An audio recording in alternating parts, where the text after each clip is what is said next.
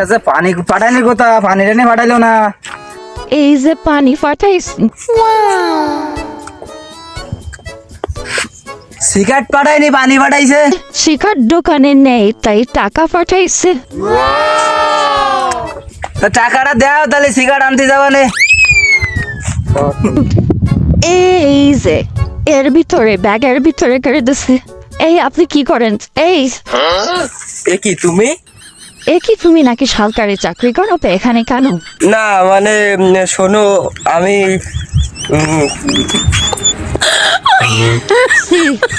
C আমি কি করতে যাচ্ছিলাম?